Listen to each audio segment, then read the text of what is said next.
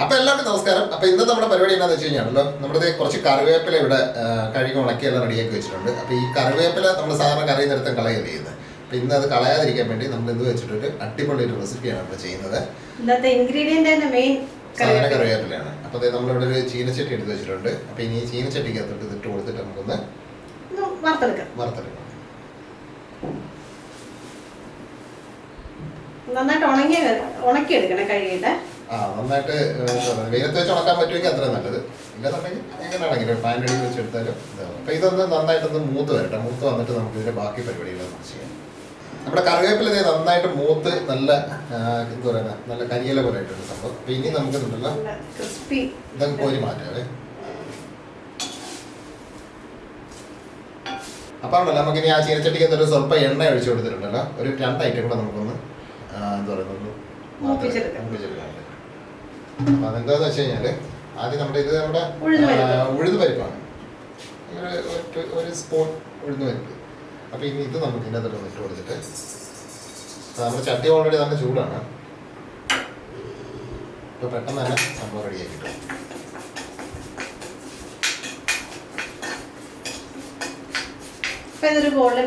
അതെ. അപ്പോൾ നമ്മുടെ ഉഴുന്നുണ്ടല്ലോ ഏകദേശം ഒന്ന് മൂത്ത് റെഡിയായി വന്നിട്ടുണ്ട്. അപ്പോൾ ഇനി നമുക്ക് ഇതിൻ്റെ അകത്ത് ഇട്ട് കൊടുക്കേണ്ടത് വെച്ചാൽ നമ്മുടെ വറ്റൽമുളകാണ്. അപ്പോൾ ഈ വറ്റൽമുളക് ചെറുതായിട്ടൊന്ന് മുറിച്ച് ഇട്ട് കൊടുക്കണേ.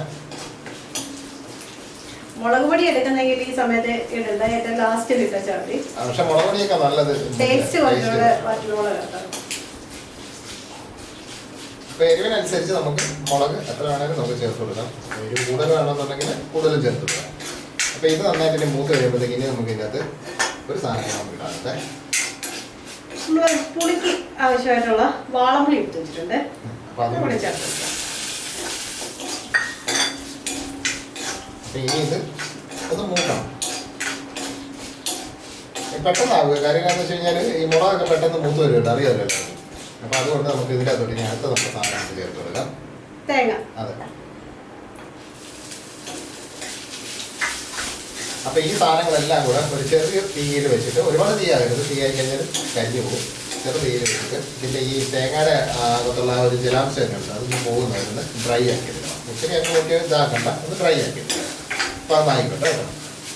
അപ്പോൾ നമ്മുടെ തേങ്ങയൊക്കെ ഏകദേശം മൂത്ത് റെഡിയായി വരുന്നുണ്ട്. അപ്പോൾ ഇനി നമ്മുടെ അടുത്ത പരിപാടി എന്താണെന്ന് വെച്ച് കഴിഞ്ഞാലോ, ഇത് നമ്മുടെ ഉണക്കമീനാണ്. അപ്പോൾ അത് നമ്മൾ മുളകും കാര്യങ്ങളൊക്കെ തേച്ച് എന്താ പറയുക നല്ല സെറ്റപ്പായിട്ട് നമ്മൾ മുളകും മഞ്ഞളും ഒരു ഉപ്പും കൂടെ ഇട്ട് റെഡിയാക്കി വെച്ചിരിക്കുന്നത്. ഏത് ഉണക്കമീൻ വേണേലും എടുക്കാതെ. അപ്പോൾ ഇവിടെ നമ്മളൊരു ചീനച്ചട്ടിയിൽ എണ്ണ ഒഴിച്ച് അത് ചൂടായിട്ടുണ്ട്. അപ്പോൾ ഇത് നമുക്കൊന്ന് വറുത്തെടുക്കണം. അതാണ് നമ്മുടെ പരിപാടി. ഉണക്കമീനൊക്കെ പറഞ്ഞാൽ എല്ലാവർക്കും അറിയാവുന്നതാണ്. അപ്പോൾ അതൊന്ന് മൂത്ത് വരണം. ഇത് ചെറിയ ടൈപ്പ് മീനായതുകൊണ്ടുണ്ടല്ലോ പെട്ടെന്ന് തന്നെ സംഭവം റെഡിയായി കിട്ടും. അപ്പോൾ അതൊന്ന് മൂത്ത് വരണം. അപ്പോൾ നമ്മുടെ തേങ്ങ റെഡി ആയിട്ടുണ്ട്. അത് ആറി കിട്ടണം. അതാണ് നമ്മുടെ പരിപാടി. അപ്പോൾ ഇതൊന്ന് മൂത്തോട്ടെ. അപ്പോൾ അതായത് നമ്മുടെ മീനുണ്ടല്ലോ നല്ല അടിപൊളിയായിട്ട് മൂത്ത് നല്ല മണമൊക്കെ വന്നിട്ടുണ്ട്. അപ്പോൾ ഇങ്ങനെ നമുക്ക് സ്റ്റവ് ഓഫ് ചെയ്യാം. അപ്പോൾ നമ്മുടെ തേങ്ങയും കാര്യങ്ങളും എല്ലാം നല്ല തണുത്ത് എല്ലാം നല്ല റെഡിയായിട്ട് ഇരിപ്പുണ്ട്. അപ്പോൾ ഇനി നമ്മുടെ പരിപാടി എന്താണെന്ന് വെച്ച് കഴിഞ്ഞാണല്ലോ, അരച്ചെടുക്കണം. അതാണ് നമ്മുടെ പരിപാടി. അപ്പോൾ നമ്മൾ അരച്ചിട്ട് ഉപ്പ് വേണമെന്നുണ്ടെങ്കിൽ ഓൾറെഡി ഈ സാധനത്തിന് ഉപ്പുള്ളതാണ്. മീനിന് ഉപ്പുണ്ട്, പക്ഷെങ്കിൽ ബാക്കിയുള്ള സാധനത്തിനുള്ള ഉപ്പും കൂടെ ചേർത്തിട്ട് അരച്ചെടുക്കണം. വെള്ളമൊന്നും ചേർക്കരുത്. അപ്പോൾ അരച്ചിട്ട് നമുക്ക് കാണാതെ. അപ്പോൾ നമ്മുടെ കറിവേപ്പിലയും നമ്മുടെ ഉണക്കമീന് കാര്യങ്ങൾ എല്ലാം കൂടെ എന്താ പറയുക പൊടിച്ച് റെഡിയാക്കി നിർത്തിയിട്ടുണ്ട്. അപ്പോൾ ഇതാണ് സംഭവം. ഇത് അടിപൊളി ടേസ്റ്റാണ്. അപ്പോൾ ഇതിൻ്റെ മെയിൻ സംഭവം എന്ന് പറയുന്നത് കറിവേപ്പിലയാണ്. കറിവേപ്പില നല്ല എന്താ പറയുക ഇച്ചിരി കൂടുതൽ സംഭവം എടുത്താണ്, എന്നാലേ ആ ഒരു ടേസ്റ്റ് വരും. സാധാരണ നമ്മൾ ഉണക്കമീൻ ചമ്മന്തിയൊക്കെ ഉണ്ടാക്കും, പക്ഷെ ഇതല്ല. ഇത് നമുക്ക് എത്ര ദിവസം വേണമെങ്കിലും സ്റ്റോർ ചെയ്യാം. കാരണം ഇതിൻ്റെ അകത്ത് വെള്ളത്തിന്റെ അംശമൊന്നുമില്ല. അതുകൊണ്ട് സ്റ്റോർ ചെയ്ത് വെക്കാൻ പറ്റുന്ന രീതിയിലാണ് നമ്മൾ റെഡിയാക്കി എടുത്തിരിക്കുന്നത്. അപ്പൊ ഇങ്ങനെ ഒന്ന് ചെയ്തു. കറിവേപ്പില കഴുകി ഉണക്കിയിട്ട് വേണം നമുക്ക് വറുത്ത് റെഡിയാക്കി എടുക്കാൻ. എന്നിട്ട് ഇതൊന്നും ചെയ്ത് നോക്കിക്കഴിഞ്ഞാൽ അടിപൊളി സാധനമാണ്. നമ്മൾ മറ്റേ എന്താ പറയുക ടിഫിനൊക്കെ കൊണ്ടുപോകുന്നവർക്ക് ഒരു ബെസ്റ്റ് ഓപ്ഷനാണ് സാധനം. അപ്പോൾ ചെയ്ത് നോക്കിയിട്ട് അതിൻ്റെ അഭിപ്രായവും നിർദ്ദേശവും കാര്യങ്ങളും ഒക്കെ ഒന്ന് കമൻറ്റ് ചെയ്യുക. പിന്നെ വീഡിയോ ഒന്ന് ലൈക്ക് ചെയ്യുക. പിന്നെ കൂട്ടുകാരൊക്കെ ഒന്ന് ഷെയർ ചെയ്ത് കൊടുക്കുക. പിന്നെ ആദ്യമായിട്ട് നമ്മുടെ വീഡിയോ കാണുന്ന സുഹൃത്തുക്കൾ ചാനൽ സബ്സ്ക്രൈബ് ചെയ്യുക. തൊട്ടടുത്തുള്ള ബെല്ലൈക്കൺ കൂടി ഒന്ന് ഓൺ ചെയ്ത് വെക്കുക. അതെ. അപ്പോൾ അത്രയൊക്കെയുള്ള പരിപാടി. അപ്പോൾ ഇത് ഉറപ്പായിട്ട് ചെയ്ത് നോക്കുക. അപ്പം നല്ല അടിപൊളി റെസിപ്പി ആയിട്ട് നമുക്ക് നാളെ കാണാം. അപ്പോൾ എല്ലാവർക്കും തൽക്കാലത്തേക്ക് ബൈ ബൈ.